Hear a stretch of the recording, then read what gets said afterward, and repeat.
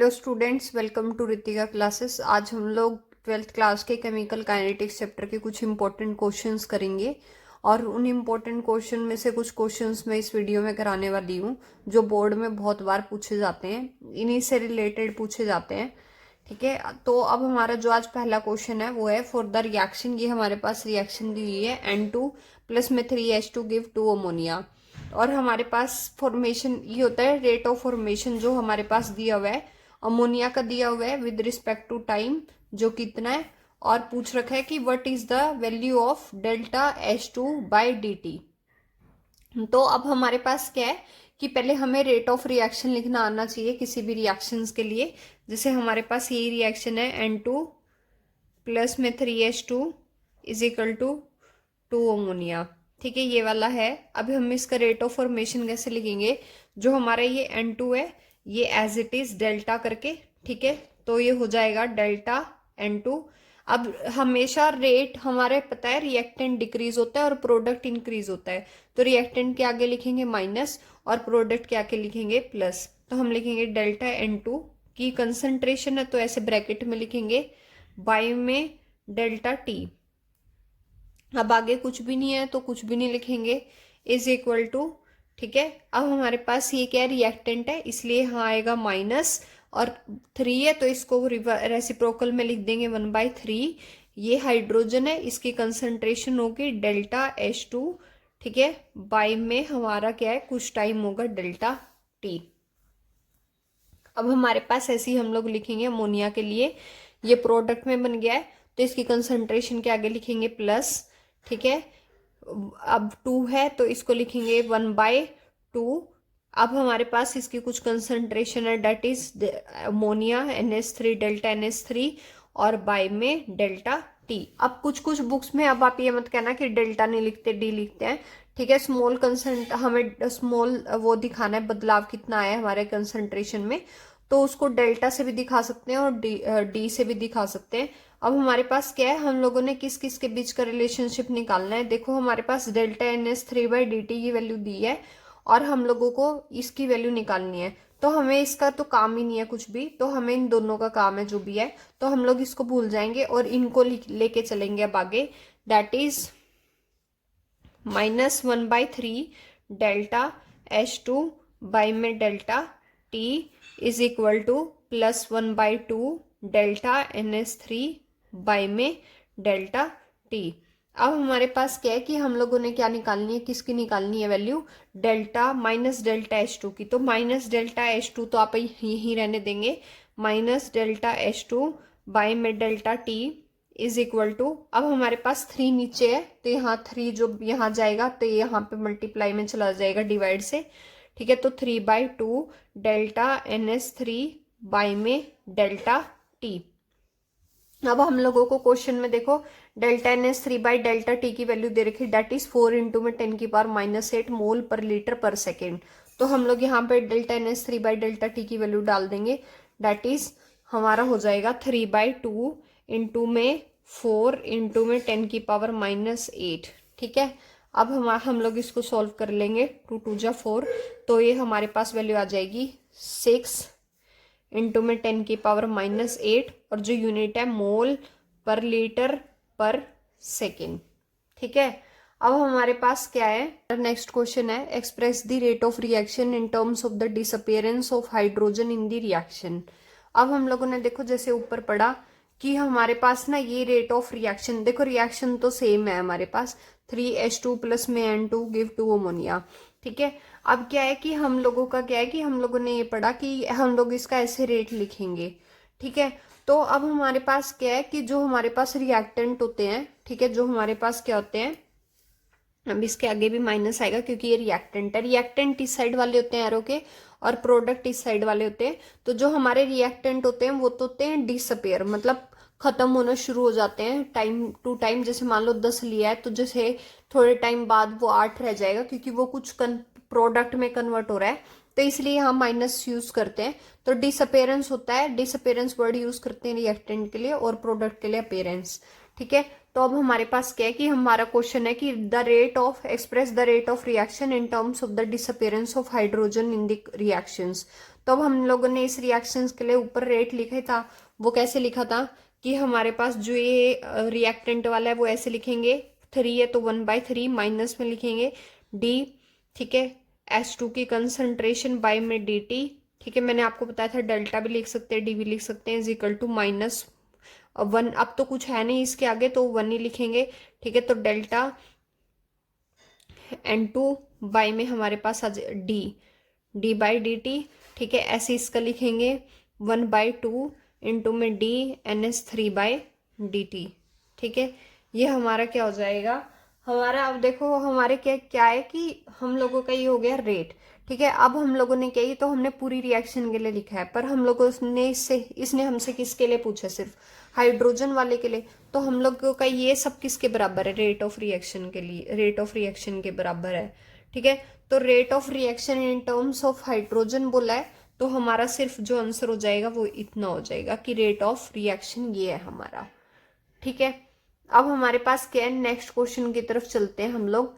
Next question हमारा क्या कहता है कि for the reaction 3NH2 plus में N2 give 2 ammonia, what is how is the rate of reaction expression, ठीक है, इंटर रिलेटेड। अब हमारे को क्या करना है कि रिएक्शन बतानी है कैसे इंटर रिलेट होएगी हमारी। अब देखो DNH2/dt को किससे कंपेयर करना है, DNS3/dt के साथ। अब हम लोगों ने इसी रिएक्शन के लिए ऊपर रेट लिखा था, ठीक है, ये वाला लिख रखा है हमने कि हमारे जो ये है पूरा रेट ऑफ रिएक्शन इसके बराबर है 1/-1/3 DNH2/dt, ठीक है, और ये इसके बराबर है, फिर ये इसके बराबर है, ठीक है। तो अब हमसे किस किस के लिए पूछ रहे हैं, सिर्फ इसके लिए और इसके लिए, तो हम लोग जो है हमारा क्या है कि ये इसके बराबर है, इसके बराबर है, तो ये इसके भी बराबर है, तो हम लोग इसका सिंपली जो है हम लोग इसका आंसर लिख देंगे, दैट इज -1/3 DH2 बाय में dt is equal to 1/2 DNS3 by में dt, ठीक है। ये हमारा हो गया इसका। और ना ऐसा नहीं है कि हमारे पेपर में ये रिएक्शन आती है, एक N2O5 वाला जो हमारे इंटेक्स क्वेश्चन है वो वाली रिएक्शन भी आ जाती है कभी कभी पेपर में। तो अगर एक रिएक्शन से निकालना सीख लोगे रेट ऑफ रिएक्शन, तो सारी रिएक्शन से ही निकल जाएंगे हमारे। तो ऐसे अलग अलग रिएक्शन, बस 2-3 रिएक्शन रिपीट होती हैं हर बारी पेपर में, उसी से करना है। तो इतना आपको समझ आ गया। अब नेक्स्ट क्वेश्चन पे चलते हैं हम लोग। क्वेश्चन है कि the rate constant for the first order decomposition of H2O2 is given by following equation. अब आप लोग फर्स्ट ऑर्डर सुनते ही सोचोगे कि फर्स्ट ऑर्डर के एक्सप्रेशन लगाने हैं, बट थोड़ा सा और पढ़ते हैं हम आगे क्वेश्चंस को। डेट इज log K की वैल्यू दे रखी है हमारी ऐसी कुछ, और कह रहा है कि कैलकुलेट EA होता है activation energy for this reaction and rate constant of its half life period be 200 minutes. अब देखो है तो ये फर्स्ट ऑर्डर रिएक्शन, ठीक है, पर हम लोगों को जो ये एक्सप्रेशन एक्टिवेशन एनर्जी निकालनी है और ये जो रेट कांस्टेंट है हम लोगों को पता है, इसका हमारे पास एक एक्सप्रेशन होता है, एक इक्वेशन होती है, डेट इज अर्हेनियस इक्वेशन, ठीक है। वो हमारे पास क्या होती है, रेट कांस्टेंट क्या लिखते हैं उसमें, K is equal to AE minus में EA/RT, ठीक है। हमारे पास जो R की वैल्यू है वो इन्होंने दे रखी है गैस कांस्टेंट की 8.314 ही यूज करनी है, जब वो देगा तो यूज करनी है, नहीं तो जो हमारी अगर मान लो प्रेशर अलग है तो अलग यूनिट होती है, इसकी 3 यूनिट होती हैं, ठीक है। तो इस न्यूमेरिकल में हमने ये वाली यूनिट यूज करनी है। अब हमारे पास क्या है कि हम लोगों को लॉग में एक्सप्रेशन दे रखा है, तो हम लोग इसको भी लॉग में कन्वर्ट कर लेंगे। तो जब हम लोग इसको लॉग में कन्वर्ट करेंगे तो क्या आएगा, log K is equal to log A। अब इसका log लेते हैं ना तो ये ई हट जाता है, तो ये हो जाता है माइनस में EA/RT, ठीक है। 2.303 लगा लेंगे हम लोग यहाँ पे, 2.303 RT, तो ये हमारा log लगाने पे ये एक्सप्रेशन हो जाता है, ठीक है।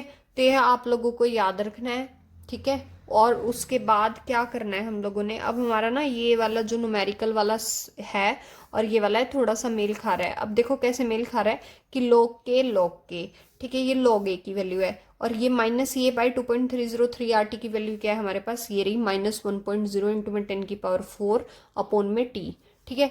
तो अब ये वाली साइड ये वाली इसके इक्वल है, तो हम लोग सिंपली क्या लिख सकते हैं कि हमारा जो माइनस EA बाई में 2.303 RT, ठीक है, किसके बराबर है हमारा माइनस 1.0 इंटू में 10⁴ अपॉन में टी। अब माइनस से तो माइनस कैंसिल हो गया है, ठीक है। अब हमारे पास क्या है, हम लोगों को निकालनी है एक्टिवेशन एनर्जी, ठीक है। दैट इज क्या निकालनी है हमने, ईए।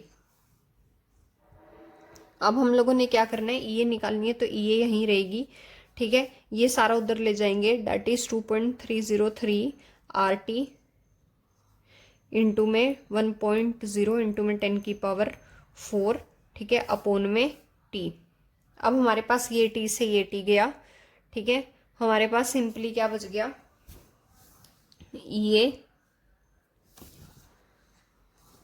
हमारे पास जो बच गया है वो बच गया है ये इज इक्वल टू 2.303 इंटू में हमारा आर की वैल्यू दे रखी थी 8.314 इंटू में 1.0 इंटू में 10⁴, ठीक है। जब हम इसको सॉल्व करेंगे तो हमारे पास जो एक्टिवेशन एनर्जी की वैल्यू है वो कुछ ऐसे आ जाएगी 191,471.4, ठीक है, जूल पर मोल, ठीक है।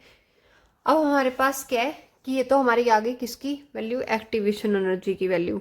अब हम लोगों को क्या करना है, हम लोगों को इन्होंने देखो इसमें क्वेश्चन में बोला था कि उसकी एक्टिवेशन एनर्जी तो निकालनी है, कैलकुलेट एक्टिवेशन एनर्जी और rate constant of its half life period, मतलब हाफ लाइफ पीरियड का रेट कांस्टेंट निकालना है। अब इन्होंने शुरू में ही क्या बताया था कि ये फर्स्ट ऑर्डर रिएक्शन है और फर्स्ट ऑर्डर रिएक्शन का रेट कांस्टेंट क्या होता है, सबको पता है उसका फॉर्मूला क्या होता है हमारे पास। जो हमारे पास रेट फर्स्ट ऑर्डर का रेट कांस्टेंट होता है उसकी वैल्यू होती है k is equal to 0.693 upon में टी हाफ, और इसने हाफ लाइफ पीरियड दे रखा है कितना, 200 मिनट, ठीक है। देखो हाफ लाइफ पीरियड इन्होंने हमें कितना दे रखा है, यहाँ पे 200 मिनट दे रखे हैं, ठीक है। अगर ये हमसे मान लो किसी और यूनिट में मांगता सेकंड वगैरह में तो हम इसको करते कन्वर्ट, बट अभी इसने कुछ नहीं बोला है तो हम लोग इसको मिनट में ही आंसर निकाल देंगे, दैट इज 0.693 अपॉन में 200, ठीक है। और जो इसका आपका आंसर आ जाएगा वो 0.0 समथिंग में आएगा, 0.03, ठीक है, पर मिनट है, क्योंकि नीचे मिनट था तो वो ऊपर गया तो पर मिनट। हमारे पास ये होगी हमारे पास रेट कांस्टेंट की वैल्यू फर्स्ट ऑर्डर रिएक्शंस के लिए, ठीक है। तो एक कुछ बातें ध्यान रखनी है, जैसे कि यूनिट ऑफ रेट कांस्टेंट जो कि हमारी जीरो ऑर्डर के लिए तो रहेगी मोल पर लीटर पर सेकेंड। अब देखो ये ना जो हमारी यूनिट होती है ना रेट कांस्टेंट की, अगर किसी भी वैल्यू दी है कोई भी रेट कांस्टेंट की वैल्यू, उसके पीछे की यूनिट से ही हमें पता लगाना होता है कि वो रिएक्शन कौन सी है, जीरो ऑर्डर है कि फर्स्ट ऑर्डर है, और फर्स्ट ऑर्डर के लिए होती है पर सेकेंड। अब हमारे पास जैसे कि नेक्स्ट न्यूमेरिकल है, अभी हम इसी यूनिट से ही पता लगाएंगे सब कुछ। कभी कभी हमसे यूनिट पूछ लेता है, कभी कभी हमसे जो है न्यूमेरिकल में हम लोगों को जब ऑर्डर निकालना होता है तब हमारे ये यूनिट काम आती है, ठीक है। तो अब देखो हमारे पास जैसे रिएक्शन दिया है, for a reaction 2 ammonia platinum की प्रेजेंस में हो रही है N2 प्लस में 3H2 है, रेट हमारे पास K दिया हुआ है। अब हमारे पास कह रहा है write the order and the molecularity of this reaction, order लिखो और मोलिकुलैरिटी बताओ। देखो ऑर्डर तो हम लोग कहाँ से निकालते हैं, जैसे रेट दिया हुआ है ना, तो ऑर्डर हमारे पास K के आगे अगर कुछ होता, अगर मान लो K के आगे अमोनिया होता, नाइट्रोजन होता, कुछ भी होता, ठीक है, तो वो ऑर्डर होता हमारे पास, उसके बेसिस पे उसकी कितने ब्रैकेट बने हुए हैं, ब्रैकेट के ऊपर क्या है, उसे हम लोग ऑर्डर पता लगा दे। पर यहाँ पे कुछ भी नहीं है, K ही है सिंपली, तो इसका ऑर्डर क्या हो गया हमारे पास, 0। अब इन्होंने मोलिकुलैरिटी पूछी है, तो मोलिकुलैरिटी में क्या होता है कि रिएक्टेंट साइड में कितने मोलिक्यूल एक दूसरे के साथ कोलाइड कर रहे हैं। अब यहाँ पे कितने, 2 अमोनिया रिएक्टेंट साइड में, तो इसका मोलिकुलैरिटी कितनी होगी इसकी, 2। अब इन्होंने पूछा यूनिट ऑफ रेट कांस्टेंट, ठीक है। अब ये कैसी रिएक्शन है, अब देखो अगर मोलिकुलैरिटी 2 है, ऑर्डर 0 है, मतलब जीरो ऑर्डर रिएक्शन है, तो इससे हम लोग क्या निकालेंगे कि इसकी रेट कांस्टेंट की यूनिट पूछी है। तो अभी हम लोगों ने पढ़ी थी यूनिट, रेट कांस्टेंट की यूनिट क्या होती है जीरो ऑर्डर के लिए, मोल पर लीटर पर सेकेंड, तो ये हमारी यूनिट हो जाएगी, ठीक है। और ऐसे ही अब क्या है कि हम लोगों ने इस वीडियो में कुछ रिपीटेड क्वेश्चंस डिस्कस किए हैं, आगे भी हम लोग करते रहेंगे। तो ऐसे इंटरेस्टिंग वीडियो के लिए आप हमारे चैनल को लाइक शेयर एंड सब्सक्राइब करें। Thank you very much.